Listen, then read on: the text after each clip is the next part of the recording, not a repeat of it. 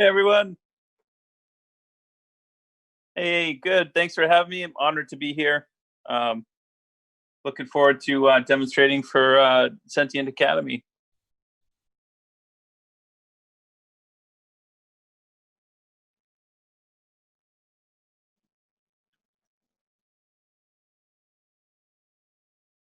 Yeah. So today, these past couple weeks, I've been doing a lot of studies in my studio, and I have had these Portuguese sardines in my freezer for a long time, and my wife was getting sick of seeing them, so she said, "Are you gonna ever paint those things?"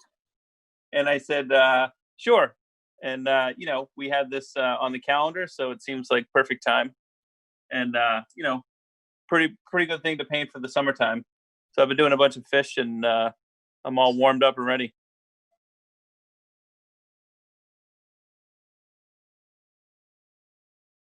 Yeah, my neighbor goes clamming, and he comes home with clams all the time and oysters.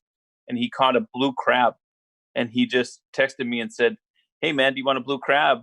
And I mean, they're so gorgeous. I said, "Of course I do," which meant, "Hey, you have to paint it right now." And I had to stop what I was doing, but sometimes when inspiration strikes, you jump on it. So thank you so much. Glad you saw it too.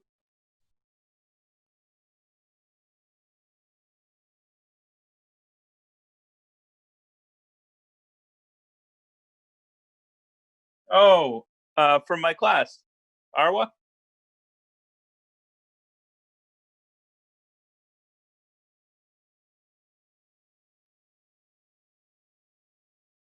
Oh, cool. Okay. Well, thank you everyone who is who is watching, and I appreciate it. And I think the format is I'm gonna draw and paint. Well, I'm gonna draw first, and then I'm gonna paint after. Very quickly, I like to just get the shapes in here. But if you have any questions, I believe that Kyle's going to read them, and then he's going to. I'm sorry, Keith. Sorry. Yeah, sorry. Exactly. Yeah. But if you have any questions, ask Keith, and he will direct them to me, and I'd be happy to kind of break down what I'm doing. So um, yeah. So when I teach, the two most important things I always talk about are the drawing and the value study. Now, for a demo like this, I'm going to do the best I can for a drawing. Not to tell you that the drawing is going to stink here, but it's going to be pretty good. And usually, when I'm in when I'm in my studio, I don't usually have a camera on me, and also I take my time to make sure that the drawing is at a it's perfect or near perfect or feels really good. So for something like this, it should be a good drawing. Hopefully, hopefully I don't have to apologize too much later. But so drawing and value are the two most important things when it comes to drawing and painting. So there's two things that I'm just going to keep in mind, and then there's two different ways of talking about painting as well. And I believe that Sentient offers both. I do both in my studio. One of them is direct painting, and the other one is indirect painting. Direct painting means that I'm kind of going for it. I'm sure everyone's heard the term alla prima, where you're going for it right on the canvas. And then the indirect way would be to do a drawing first, transfer it over to my canvas, and then use it as kind of a map to very much like the old way to do it would be the indirect way where you do the transfer drawing, and the newer way is more of like the alla prima. I think sorry, go ahead. Yeah, just Vine's charcoal. I usually use a brand such as Grumbacher. I don't want to poo-poo any brands, but some brands the Vine can get a little bit like you want to look at the center here, and if you can see that there's a circle in the center, then it's not so much a good charcoal. You really want like a solid piece of Vine's charcoal, because if not, it'll start to kind of like disintegrate in your hand. So just keep it in mind. Always Vine's charcoal is so cheap too that you could play around with different charcoals, and then see which one feels better for you. But I found that the ones with the center hollowed out is cheaper. They fall apart quickly. So, right. Yeah. So on my palette, I've studied with two artists in the past. Well, I've studied with a lot, but I've studied with almost like two predominant artists. One of them was Jacob Collins. The other one was Max Ginsberg, and they were very. One was a direct painter, and the other one was an indirect painter. So I was able to kind of try both of them out, both kind of ways of thinking about color. Um, so my palette is actually a version of almost like a classical palette, but also a chromatic palette, sometimes as it's referred to. And the chromatic palette's almost like in art history, you'd see it go back to somebody such as Charles Hawthorne or William Merritt Chase or Henry Henchy. And, Jacob's lineage would probably go back to something like Delacroix or Adolphe William Bouguereau. So they're kind of like different ways to achieve neutrals. So, for instance, you can take an opposite such as cadmium red and green, which is actually not on the camera here, and mix them together and you get a mute. And that's called a complementary mute mixing. But you can also start with mutes. So something like a burnt umber or a raw umber are mutes, meaning that the chroma is low on the color. And basically, this is what you'd be looking for, something in this range when you're mixing those two complementary colors. So I have a mix of kind of those two, and I work with both of those on my palette.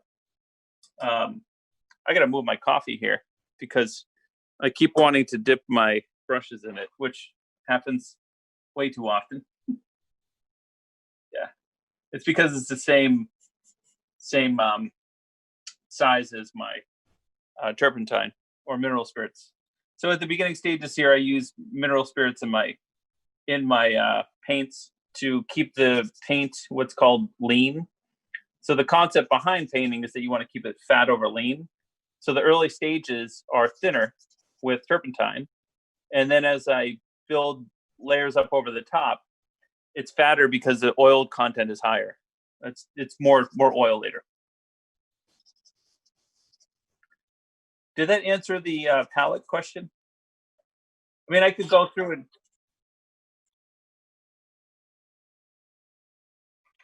yeah, yeah. Sorry. How about that? How about that? Okay.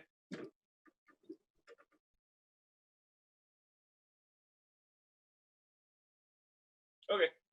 Let me do this. Is that better?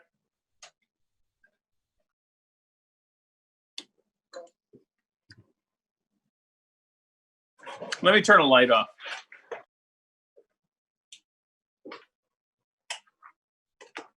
Is that better?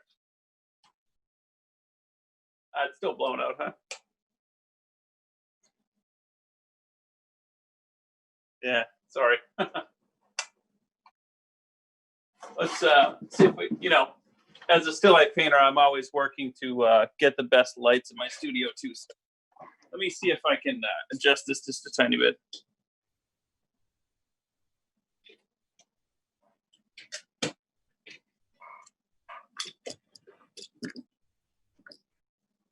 Is it still blown out?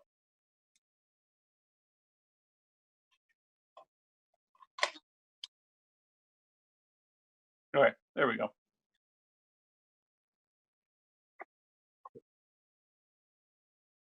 Yeah.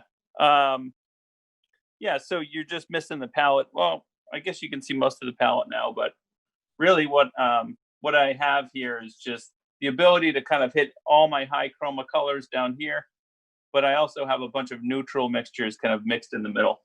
When you look at earthy palettes, you go into the kind of umbers here, but then the cadmiums came around at the turn of the century. Really, in the Industrial Revolution is when cadmiums and cobalts came out.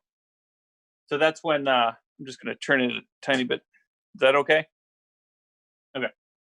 So at the turn of the century is when cadmiums and cobalts came out, and that's why you see these on the palette.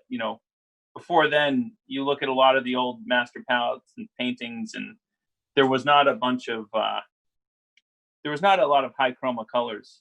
All colors were almost duller. So really, they had almost like vermilion and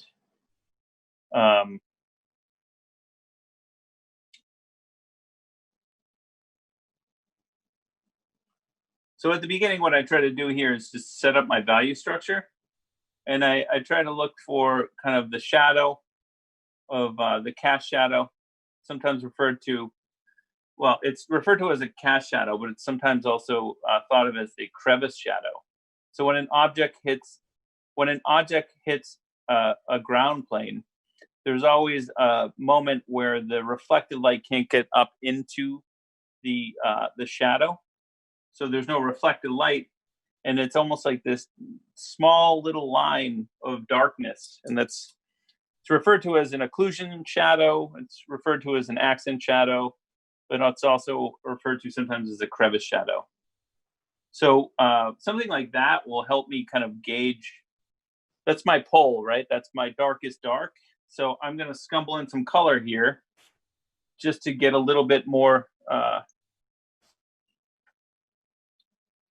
little bit down to then paint into. Again, I grab turpentine just to kind of. Keith, how is the shot? Is it okay?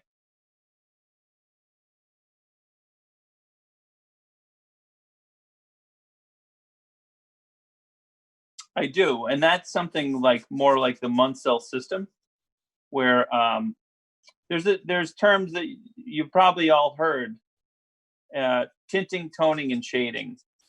So tinting means, I believe, that you're taking white and adding it to the color. Toning means that you're adding black. No, tinting means. I teach this all the time. I can't think right now, but tinting means that you're adding white to make it lighter, any color. Toning means that you're taking gray and adding it to it to make it, you almost desaturate the color. If you got the perfect value next to that color, you could suck the kind of color out of it. And then shading would be if you added black to the color. So it's kind of like three terms. There's a lot of terms that are thrown out all across the board in direct and indirect painting. And as a teacher, I try to just make sure that I can address all that, because there is common, there's like a Rosetta Stone for what a lot of people are trying to do. But a lot of modern painters right now are more alla prima painters.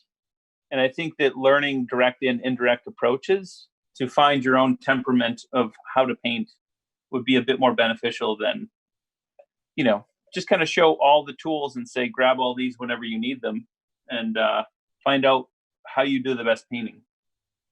Does that make sense? Yeah, so right now what I want to do is kind of like look for the highlight here. And sometimes you can actually scrape back to the reserve. Should I try to get even closer with the shot? Can you see? Maybe get a tiny bit closer. Okay.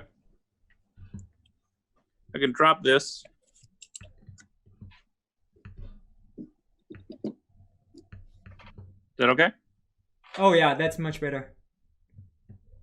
Okay, now that we get into the details. Yeah, so then it's kind of like you have the big masses here of the shape. And then I go inside. I kind of go in, out, in, out, in, out. And it's actually the way that I was taught how to draw and paint too, where you're kind of looking at the big shapes. Most people want to get kind of absorbed into the details, but I go back and forth between kind of finding the shape and then putting a couple of the details in, almost like if you were to do like a portrait, and then you're not sure yet, so you put in the features and then you render the crap out of them and go, okay, this is good enough where I'm going to save the painting, So I continually go in, out, in, out, in, out to see if it's working, because it also keeps my drawing. You find stuff on small scales, but then you find them almost like locally and then globally. That makes sense. Yeah.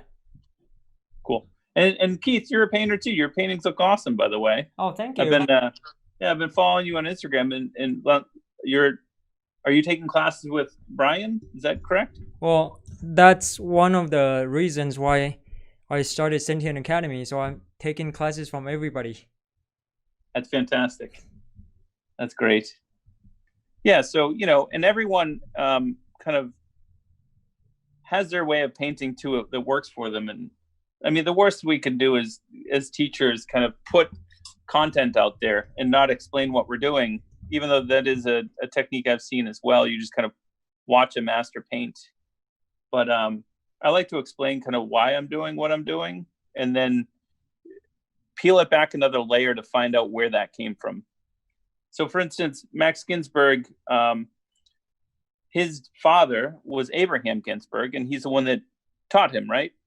So he has a way of working that is in the same lineage as Charles Hawthorne and Henshey, which is interesting because they have very similar palettes. So they have a thing called a chromatic palette, where if you took all these umbers off, you would have almost high chroma colors, and everything is complementary mute mixing.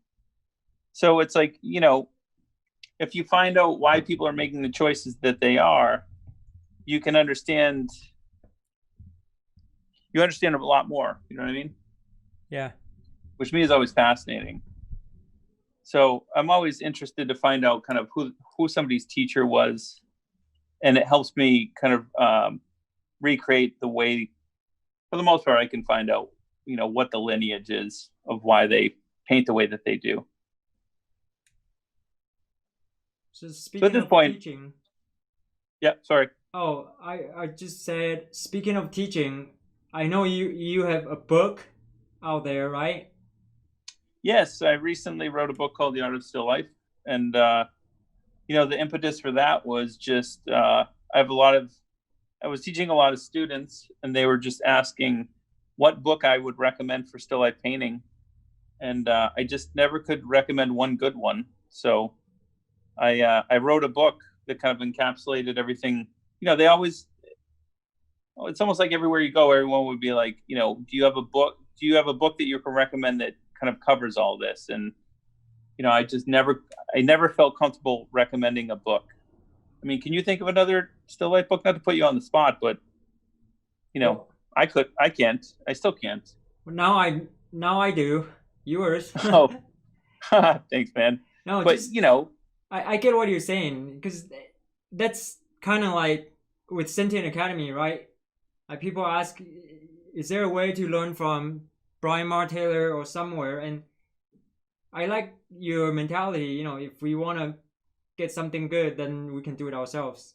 So yeah, and everyone, there's a different level of absorption as well, in which when we're doing this, I mean, look, people are going to watch today and they may think, oh, wow, that was cool. And then we may go back to our studios and go, yeah, I can do that. And then they try, and maybe they will have a success. Maybe they'll get a little bit too. But it's always good to have a reference point to then read about the same thing that you just kind of learned. And the book was kind of that, like, it was for my students, and it came out of their inquiries to then help them have a resource to then not have to go externally and look on YouTube for things. You know what I mean? Yeah. Because everybody can get down that rabbit hole, but even if someone's teaching still life, doesn't mean that we all sync up on the way that we approach it. Yep. And it could sometimes hurt you if you're trying to mix all these things and say, Todd looks like this person. It looks like their approach is the same. But then you find out that I'm an extension of, Jacob Collins, and you're looking at more of a alla prima method painter, where they all look the same, but we're really not, Yeah. So it would kind of get in the way of I think, growth, and it sometimes confuses you. One of the things that Jacob told me to do when I went and saw him was, he said, don't study with anyone else because you're going to get confused. So, like what people say, don't serve two masters, right? yeah, I think sometimes it gets in the way because you're trying to fit those two things together, and they don't always.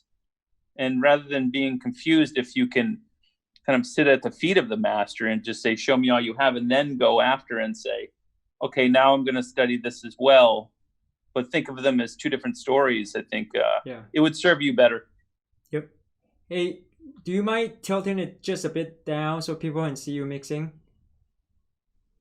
Yeah, do you want me to do, is that No, better? no, it's more like the camera is not picking up the bottom of the palette. Oh, the camera. Sorry. Yeah, Yeah. there we go. That better? Yeah, That's yeah, probably better, right? yeah, that's better. Especially Okay. you're basically mixing every single stroke as you lay it down. So Yes. watching Yeah. you mixing And is really crucial. yeah, no, that's important too. I'm trying to articulate the light and the color. I mean, it sounds cheesy when I hear people say this too, but it really is what we're doing is just kind of putting the right stroke in the right place. But as painters, it's extremely difficult to do because you know it's hard to gauge if something is right or wrong until you put something to the left or the right of it. It's a relative thing.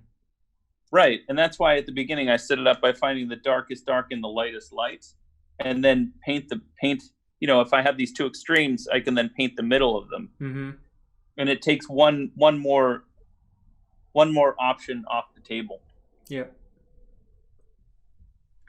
Now, keep in mind, painting is extremely difficult. I think David Casson said, painting is like falling down the stairs and then landing on your feet.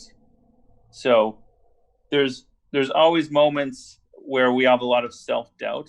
I know I do. No matter how many years I've been painting. But keep that in mind that everyone is doing the struggle with you, and it's extremely difficult, and it's not easy. Hopefully, you land on your feet by the end of it, right? But that's the fun of it. If something's easy, it's not rewarding, right? Yeah, I think so. I think that's kind of. Is that a better shot? Yeah. If you can zoom out, because people want to see you mixing. Yeah. How's that? Gotta zoom out quite a bit. It's, yeah, it's the palette they want to see too. Yeah. I know this whole digital thing is cool, but at the same time, it could be frustrating because we're trying to see everything. Yeah. No, for sure. And I get it too. It's almost like it looks like I'm doing a trick off camera, Yeah, and you know, you don't want to do that. You want to make everyone see that. there's That should be no good, right? magic trick here. Yeah, and this is I've studied for years and years. Um, maybe I'll get a zoom in every once in a while and get a closer shot so Yeah, yeah, everyone yeah. can see it. But yeah, no, there's no shortcut to mastery. And someone like Malcolm Gladwell would say that there's the 10,000 hour rule, which is 10,000 hours of intense training will get you to mastery. And like I said, there's no shortcut to getting there. So I love to do alla prima work because it's a bit more playful. And a lot of, I think, the chromatic or direct way of painting allows you to be, because you're painting this wet into wet idea rather than carefully kind of, doing a grisaille first and then transferring over to a canvas and then doing grisaille and then kind of building up your color scheme from light to dark. This is why I think alla prima or direct painting is so difficult, because you're trying to nail it in one shot, right? Yeah. That's what alla prima actually means. It's in the first in Italian, Yeah. right? Yep. And I like it. I like it a lot better too because, like you said, there's just that buttery feel to it. It's more fun to me. Yeah. And I But I actually think that hate going back to finished paintings. right, there's a different quality to paint after it dried, and then you're applying paint on top of it. So Yeah. the good thing about this too, I believe that this comes out of the extension of the Impressionists, where they used to show their color studies. So everyone back in the day in the French academic tradition would take and do color studies they would basically have a model sit in front of them because they didn't have photography back then.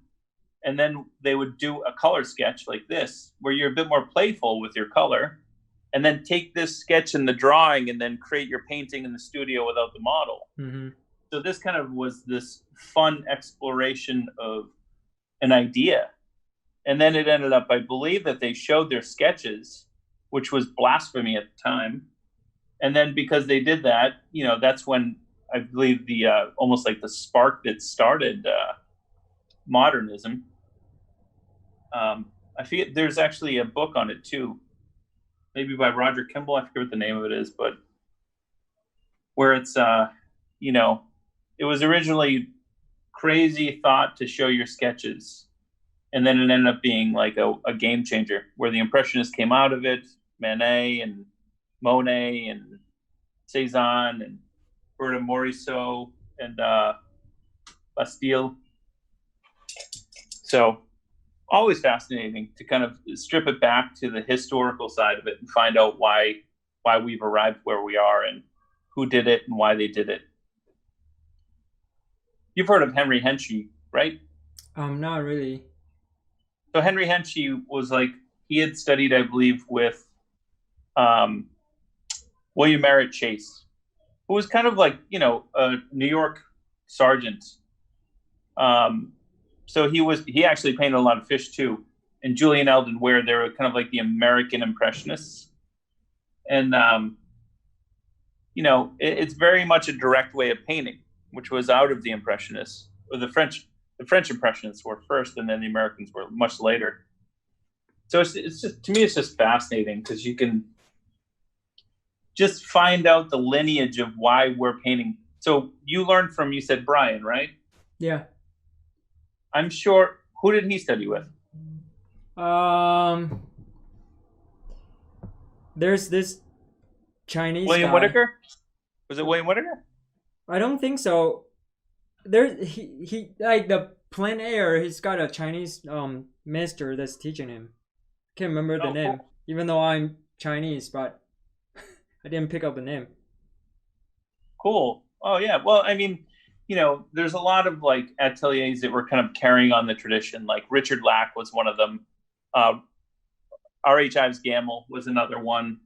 There's the Boston schools. Then there's there's just different schools that were carrying all these traditions that were just slightly different. And usually it's an extension of an extension of an extension. And you can peel it back. So Henschel taught Hawthorne, and then Hawthorne taught Abraham Ginsberg, and Abraham taught Max, and Max taught me, right? So I'm playful with my color and my direct, but when I do my bigger paintings, I'm actually more of a classical. But I try to influence the two. I'm always kind of balancing two ideas, very much like the yin and the yang, right? Mm-hmm. The symbol that has always the opposite inside of it, to make just very well balanced paintings, because I feel, alla prima paintings have their pros and their cons, but then if you get into paintings that are transferred, they can lose some of that kind of life to them. Yeah. Right? Yeah. So it's kind of what's the balance between the two, and what's the temperament that I love? What is it that makes me happy when I'm doing it? Try those two methodologies and then come to a conclusion. I try not to let anyone kind of make that decision up for me. So it looks like our viewers, they are really loving your books. Oh, cool. Well, thank you everyone for buying it. It just sold out, I think. So it's been out for about 3 months, and it just sold out, and I think they're about to go into the second printing. That's great. Yeah, come on. Like I said, I wrote the book for my students and just was happy to kind of help people out to answer those questions that, I just didn't have that book that I was happy about, that I could refer to when I was in the atelier system. So it's a piece of those two kind of, I studied with Max and Jacob, and it's a mix of those two ideas. And it's even better now that you kind of take it to the next level. I know you got some online learning resources out there too, right? Yeah, I'm starting to teach more online. I've been teaching workshops, but with the coronavirus, things changed, and I just my whole thing with teaching